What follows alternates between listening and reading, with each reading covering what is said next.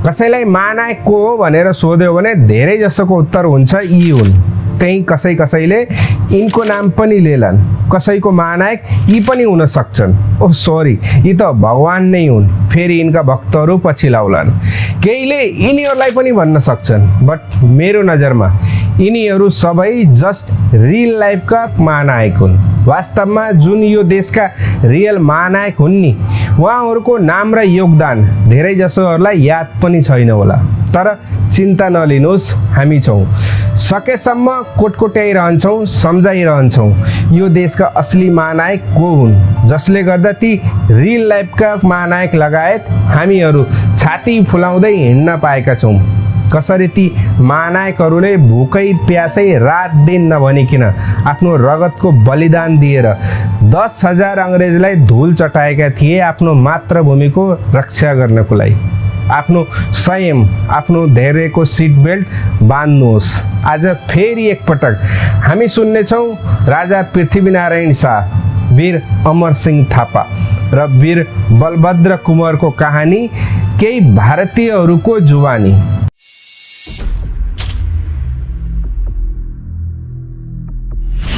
दरअसल नेपाल जो आज नेपाल सा दिखता है, इसका सेहरा भी 18वीं सदी के गोरखा राजा पृथ्वी नारायण शाह के सर ही जाता है, जिन्होंने आपस में हमेशा लड़ते रहने वाली यहां की 24 रियासतों को एक किया। राजा पृथ्वी नारायण शाह की फौज गोरखा के नाम से जानी जाती थी, हम सब जानते हैं। नेपाल को संगठित और मजबूत बनाने के बाद पृथ्वी नारायण शाह ने सिक्किम के एक बड़े हिस्से को अपनी बहादुरी का एहसास दिलाया। पृथ्वी नारायण शाह की मौत के बाद प्रधानमंत्री भीमसेन थापा का दौर आया, जिसने नेपाल की तस्वीर ही बदल के रख दी। इसके बाद एक समय आया जब गढ़वाल इलाके के शुभचिंतक हर्षदेव जोशी ने गोरखा फौज को दावत दी कि वो आए और लोगों की बेहतरी के लिए आए। हालात की नजाकत को समझते हुए गोरखा फौज ने हर्षदेव जोशी की दावत कबूल की और फिर काली नदी पार करके 1790 में कुमाऊं पे कब्जा कर लिया। इसके बाद तो जैसे गोरखा कौम पीछे मुड़ के देखना ही भूल गई। 1803 में गोरखों ने गढ़वाल पर फतेह पाई और फिर अमर सिंह थापा के नेतृत्व में देहरादून भी हासिल कर लिया। बात यही नहीं हुई। गोरखा सोच अब ठाना है तो करना है। आगे बढ़ने की हद तो ये हो गई कि हवाओं पे सवार गोरखा फौज पंजाब के पहाड़ों को कब्जा करते हुए हिमाचल पहुंच गई और सतलुज नदी पे जाके रुकी। अब हुआ वही जो होना चाहिए। कहते हैं किसी भी बहादुर कौम को उसका हक मिल ही जाता है। इन सब इलाकों पर अब गोरखों की हुकूमत हो गई। लेकिन इसी बीच ब्रिटिश ईस्ट इंडिया कंपनी, जो कि खुद पूरे हिंदुस्तान को अपना गुलाम बनाने के ख्वाब बुने हुई थी, गोरखों की बहादुरी की खबरें मिलने लगी। अंग्रेज मुगलों की हुकूमत तो लगभग खत्म कर ही चुके थे और यही वजह थी कि उन्होंने गोरखों को कबाब में हड्डी मानते हुए भारत नेपाल सीमा के भुटवाल पोस्ट पर गोरखों पर हमला कर दिया। अब हवा का रुख बदला और जंग की तस्वीर भी। देहरादून में गोरखा सेनापति बलभद्र ने देहरादून के नाला पानी के घने जंगलों में खलंगा किले का मोर्चा संभाल लिया। यहां 3 ऐसी लड़ाइयां हुई कि अंग्रेजी फौजों के चेहरों पर हवाइयां उड़ने लगी। उन्हें हिंदुस्तान में दुश्मन तो बहुत मिले, लेकिन ऐसे कभी नहीं मिले जिसने मैदाने जंग से उनके पैर उखाड़ दिए हों और उन्हें मुंह की खानी पड़ी हो।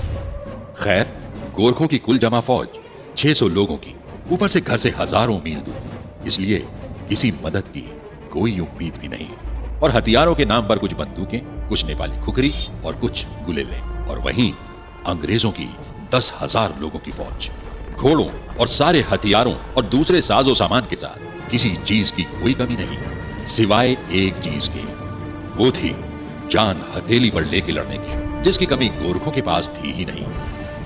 और यही वजह रही कि शुरू में हुई अंग्रेजों की गोलाबारी का गोरखों पर कोई असर नहीं हुआ। रात हुई, गोरखा फौज अलाव जला के उसके पास सो गई, जबकि महिलाएं बच्चों की देखरेख में लगी रहीं। आखिर हवा होना, ये सब मैं देख ही रहा था। अचानक मेरी नजर एक गोरखा पर पड़ी जो किसी अंग्रेज खबरची को बलभद्र के कैंप में लेकर आया था। आधी रात से ज्यादा का वक्त। मशालची ने मशाल कुछ इस तरह से पकड़ी हुई थी कि बलभद्र अंग्रेजों की भेजी चिट्ठी पढ़ सके। चिट्ठी पढ़ते पढ़ते बलभद्र के चेहरे का रंग बदलने लगा, कुछ ऐसा रंग कि जैसे कह रहा हो, तुम्हारी ये जुर्रत। बलभद्र ने चिट्ठी पढ़ी, उसके टुकड़े टुकड़े किए और फिर जमीन पर फेंक दिया। मैं इतनी रात में इस तरह का खलल पसंद नहीं करता। और जहां तक हथियार डालने की बात है तो अपने जनरल से कहना कि गोरखों को जिल्लत की जिंदगी से कहीं ज्यादा इज्जत की मौत पसंद है। और हां, उनसे मुलाकात युद्ध भूमि में होगी। गोरखों का यह बागियाना अंदाज जवान जंग के सितारे के नाम से प्रसिद्ध अंग्रेज कमांडर सर रोलो गिलिस्पी को क्यों पसंद आता? अगला हमला यकीनन बड़ा होना था। हुआ भी यही। चारों तरफ से एक साथ गोरखा फौज पर हमला करने की तैयारी शुरू हो गई। इधर गोरखों को भी खबर लगी तो उन्होंने पहले ही अंग्रेजों पर हमला कर दिया। गोरखा के गुरिल्ला हमले और आसमानों को चीरते हुए नारे जय महाकाली, आयो गोरखाली ने अंग्रेजों को संभलने का मौका ही नहीं दिया। गोरखा खुखरी कुछ यूं चला दे जैसे पेड़ों के पत्ते काटने का काम चल रहा हो। गोरखों के बेखौफ हमले ही अंग्रेज फौज को तितर बितर करने के लिए काफी थे। ऊपर से मरते साथियों को देख अंग्रेज फौजी भागने लगे। अपने ही फौजी भागते देख जनरल गिलेस्पी का पारा 7वें आसमान पर। एक तो ऐसे हमले की उम्मीद नहीं और फिर फौज की यह बुजदिली, यूं तुम दबा के भागना। जनरल गिलेस्पी ने बंदूक अपने फौजियों पर ही तान दी और फिर बंदूक के सहारे अपनी भागती फौज को रोका और फौरन गोरखों पर पीछे से सीढ़ियां लगा के हमला करने का हुक्म दिया। ये वो जगह थी जहां गोरखा फौज से नहीं बल्कि महिलाओं से उनका सामना हुआ, वो भी कम नहीं। आखिर गोरखों की बेटियां ठहरी। बस अपने बच्चों को अपनी पीठ पीछे बांधा और ऊपर से बड़े बड़े पत्थर फेंकने शुरू कर दिए। गोरखा महिलाओं का यह कदम एक भागती हुई फौज के दोबारा बहादुरी साबित करने की कोशिश के ऊपर भारी पड़ा। अपनी फौज की बुजदिली देखकर गिलेस्पी एक हाथ में तलवार और एक हाथ में पिस्तौल लिए आगे आया, लेकिन तभी बंदूक की एक गोली उसका सर पार कर गई। सिर्फ 60 गज की दूरी पर से चलाई गई गोली गिलेस्पी को धाराशाही करने के लिए काफी थी। अब इसके बाद तो गोलाबारी बंद होनी ही थी। अंग्रेज उल्टे पांव वापस हुए और गोरखा उन्हें देखते रहे। फिर 1 महीने बाद अंग्रेजों की नई फौज नए साजो सामान और हजारों फौजियों के साथ हाजिर हुई। तोप गोला गाड़ी खींचते, हाथियों के झुंड, उनके फौजी झंडे पतझड़ की तेज मौसमी हवाओं में मानो उनकी बहादुरी की कोई नई दास्तां बयां कर रहे। अंग्रेज खलंगा पहाड़ी की तरफ बढ़ रहे थे। उन्होंने अपनी तोपें लगा दी और शुरू हुआ सिलसिला सुबह शाम खलंगा पर गोली बरसाने का। हाँ, इस बीच उन्होंने अंग्रेजी जाल जली और खलंगा की पानी सप्लाई का पता कर लिया। फिर क्या, पानी सप्लाई गोरखों तक पहुंचने से रोक दी गई। 3 दिनों तक तो गोरखों के पास अपना पानी था, उससे काम चला, लेकिन फिर बिना पानी और लगातार गोलाबारी ने गोरखों को पस्त किया। बहुत से गोरखा मारे गए। तीसरे दिन बलभद्र और 70 दूसरे लोगों ने खलंगा का दरवाजा खोल दिया। गोरखों को अचानक सामने देखकर अंग्रेजों ने गोलाबारी बंद कर दी। बलभद्र ने ऐलान किया कि वो हारे नहीं हैं, अब अपनी मर्जी से लड़ाई से जा रहे हैं। किसी ने कोई गोली नहीं चलाई। गोरखा चलते चले गए और अंग्रेज फौजी देखते रहे। बलभद्र और उनके आदमी पैदल नीचे पहुंचे सागर ताल नाम के पानी के स्रोत के पास।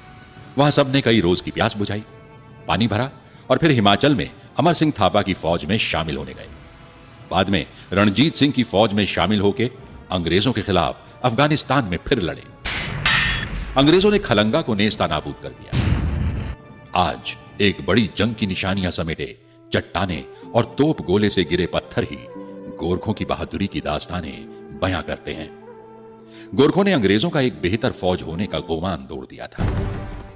गोरखों का यह नारा कि कायर हुनु भंदा मरनु रामरो, या कायरता की जिंदगी से मौत बेहतर है, अंग्रेजों की एक खास बात थी कि वो सच्चाई का सामना करने और हक की बात मानने से गुरेज नहीं करते थे। और यही वजह है उन्होंने सरेआम गोरखों की जज्बाई सरफरोशी, खुददारी और बहादुरी को कबूल किया। इसी बात की गवाही देते हैं। और हां, यह दुनिया की अकेली स्मृतिशिला है जिसे बर्तानिया ने अपने दुश्मन की इज्जत और बहादुरी में बनवाया है। अंग्रेजों से गोरखों का अगला मुकाबला हिमाचल प्रदेश में जनरल अमर सिंह थापा से हुआ। गोरखों की आखिरी घेराबंदी सबाथू के नजदीक मलाऊ में थी। यहां भी कुछ वैसा ही हुआ कि दोनों में से कोई फतह याब नहीं हुआ और गोरखों की बहादुरी का लोहा मानते हुए अंग्रेजों ने गोरखा फौज का बाइज्जत अपने बुलंद फौजी झंडों के साथ नेपाल वापस जाने का करार किया। गोरखों और अंग्रेजों के करारनामे के वक्त तक गोरखों की गढ़वाल में 12, सिक्किम में 33 और कुमाऊं में 25 की हुकूमत हो चुकी थी। गोरखा रियासत सतलुज से तिस्ता तक फैली हुई थी। सगौली करारनामे के बाद गोरखों के जीते हुए 105,000 किलोमीटर के हर इंच का हकदार अंग्रेजों को बनाया गया।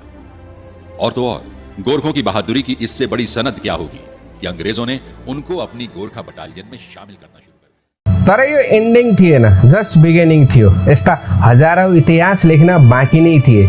ती सब त्याग र बलिदानका कुरा फेरि कुनै दिन अरू कुनै भिडियोमा गरौँला। भिडियोको कुरा गर्दा गर्दै याद आयो, हामीले यो भिडियोका क्रिएटरलाई पनि बिर्सनु हुँदैन जसले यस्तो कन्टेन्ट प्रोभाइड गराए। मैले पनि यो भिडियो र्यान्डमली भेटेको थिएँ। युट्युबमा 5 वर्ष अगाडि अपलोड भएको रहेछ, तर पछिल्लो 4 वर्षदेखि यो च्यानलमा कुनै एक्टिभिटी भएको छैन। तैपनि यदि इच्छुक हुनुहुन्छ भने त्यो च्यानललाई सपोर्ट गर्न सक्नुहुन्छ, लिङ्क तल डिस्क्रिप्सनमा छ। अनि एउटा कुरा, तपाईले मलाई यिनलाई सपोर्ट गरे नि नगरे नि, आफ्नो देशलाई सपोर्ट गर्न कहिल्यै नछोड्नु होला, किनकि नेपाल भएर नि हामी नेपाली भएका हौं। जय नेपाल।